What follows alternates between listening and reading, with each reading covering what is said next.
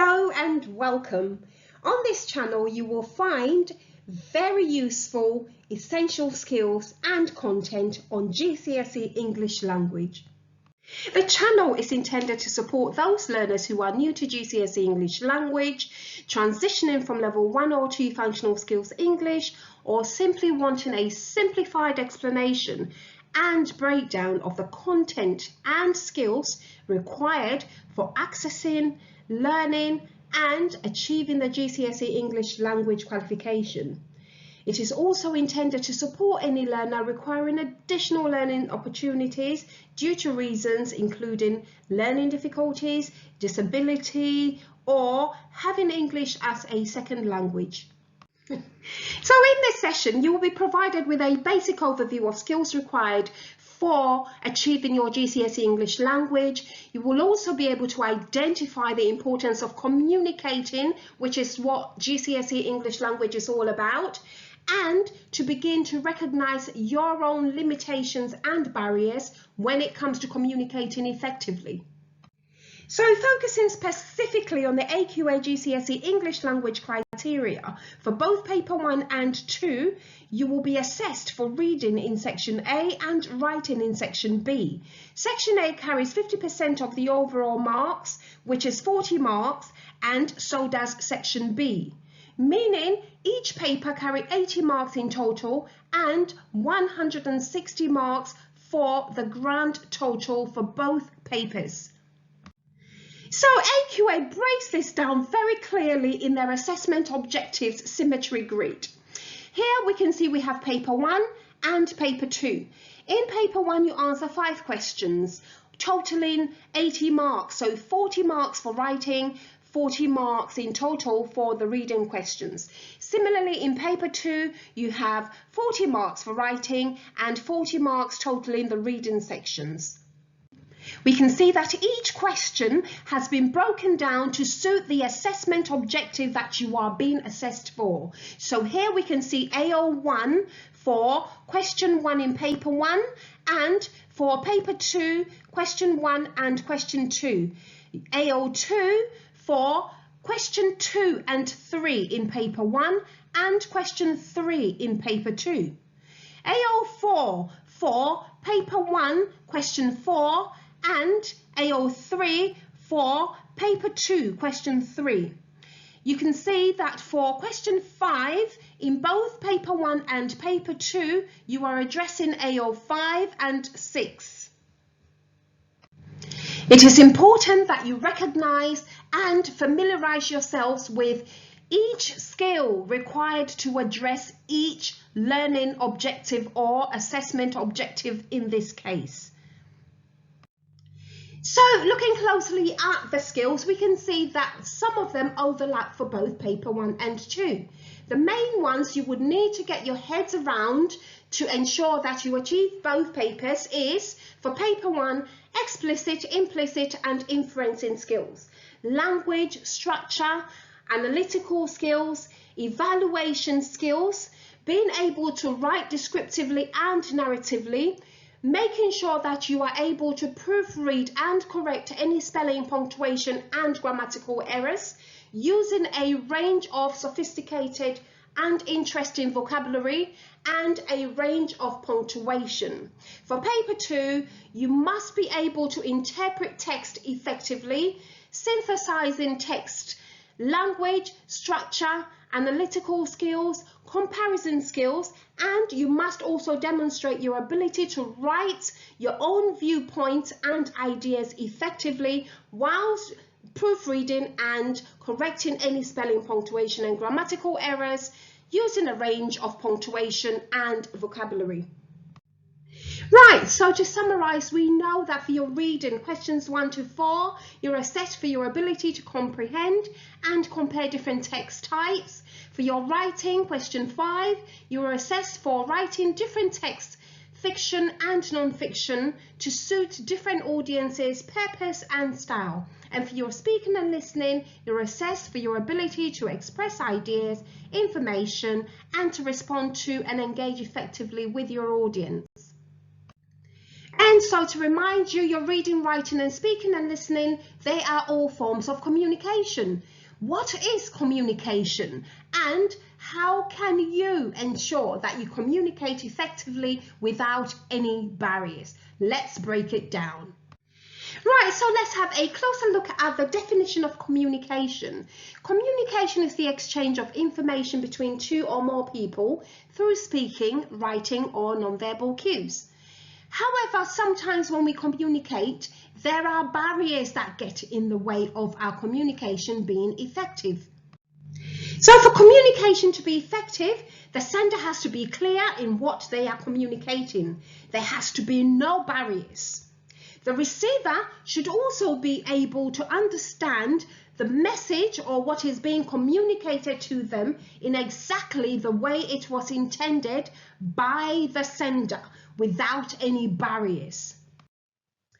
Okay, so what is the difference between the following sentences?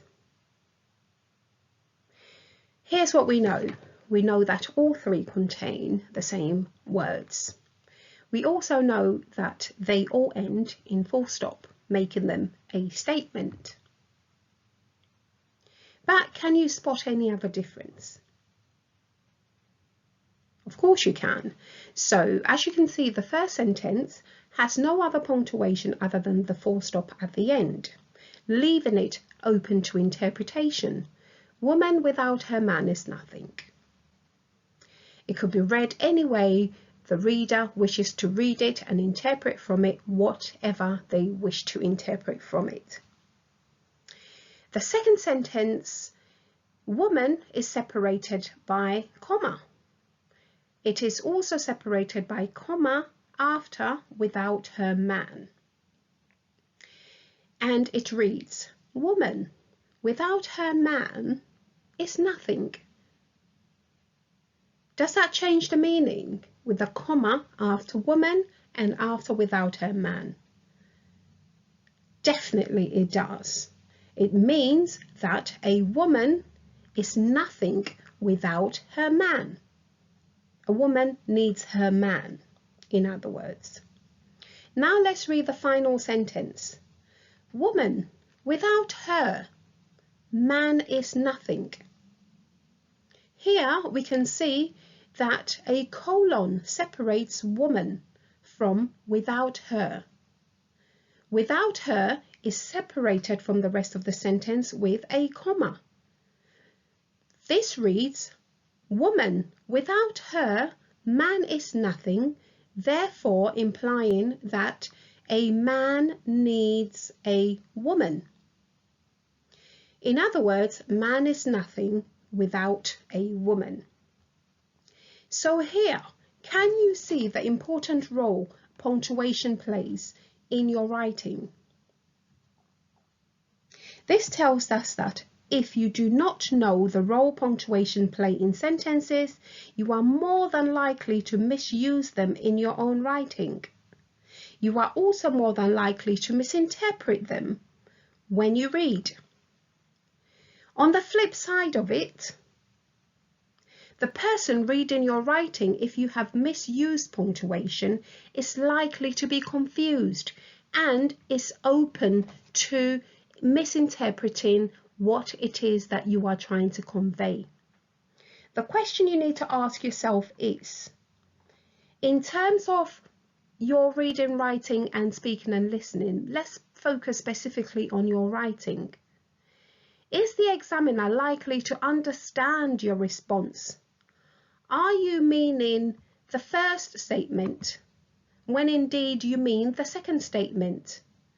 But then you have written it in the way the third statement has been written, and therefore creating confusion not just for yourself but for the examiner. So here's another example where communication has broken down because the spelling, punctuation and grammar within this sentence have not been proofread and corrected. Let's try and read this sentence. A tall woman wearing a pair of blue jeans is combing her long black hair. She is smelling and wiping at the same time. we can see that this sentence is riddled with spelling, punctuation and grammatical errors. This is what the writer intended to write. A tall woman wearing a pair of blue jeans is combing her long black hair. She is smiling and waving at the same time. So now we understand that it's important to ensure that we eliminate or minimize any possible barriers that could get in the way of us communicating effectively. Let's now take a moment to reflect on our own individual limitations or barriers that could get in the way of, for example, the examiner understanding your responses in your exam. So, for writing, some of the possible barriers could include your handwriting. There could be language barriers, spelling, punctuation and grammatical errors. We've looked at a couple of examples. Dyslexia, learning or physical disability. All of these could get in the way of you effectively communicating with the examiner or with your teachers in terms of coursework, in terms of mock exams and other assessments. So you being aware of these limitations mean that you are then able to take steps to ensure that you minimize or eliminate them with your teacher's support. So with regards to reading, as you know, for both paper 1 and paper 2, you are required for questions 1 to 4 to be able to read and analyze text effectively. How can you respond to a question requiring you to understand the text if you have a communication barrier that may include a lack of grammatical and linguistic competence, language barrier, dyslexia, limited attention span, poor concentration? These are just a handful of some of the things that could get in the way. The question is, do you have any of these limitations, and what can you do to overcome or minimize these getting in the way of you effectively being able to respond to each reading question effectively? And some of the likely barriers to get in the way of your speaking and listening include language barriers, tone of voice, accent, environment, differences, attitude to learning, social circle, and the use of terminology and codes. So the main aim here is for you to pass your GCSE English Language exams.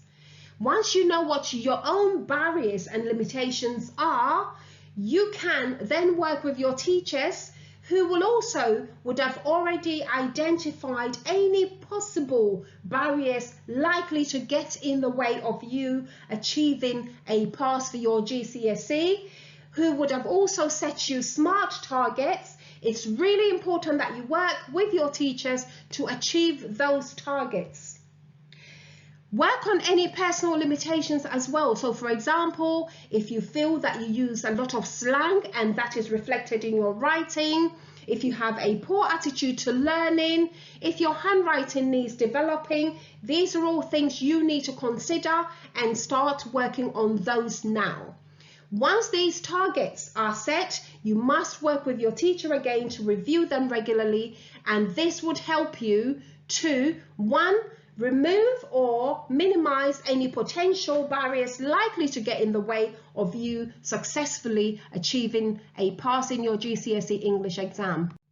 So here are some key questions you could always ask yourself. Am I understanding the question? If not, why not? With regards to writing, am I writing clearly? Am I stating what it is that I mean? Am I structuring my writing correctly? Am I using spelling, punctuation and grammar correctly? With regards to speaking and listening, am I speaking clearly and with the right tone, attitude and eye contact? Am I listening closely to what others are saying? And am I respecting differences? So did you know that when we communicate, our body language accounts for 55% of the overall message that we are communicating? Our tone of voice accounts for 38% and only 7% is accounted for through the use of words. Something to think about. Right, so we have come to the end of this session. Would you say you are now familiar with the skills required for achieving your GCSE English language? The importance of communicating effectively in the subject. And would you say, more importantly, that you are now familiar with your own limitations or possible barriers that may get in the way of you successfully achieving this qualification? I hope so. Remember, good communication is the bridge between confusion and clarity. The question is, which side of the bridge are you on? Until next time, take care, stay safe, and I will see you in the next video. Bye.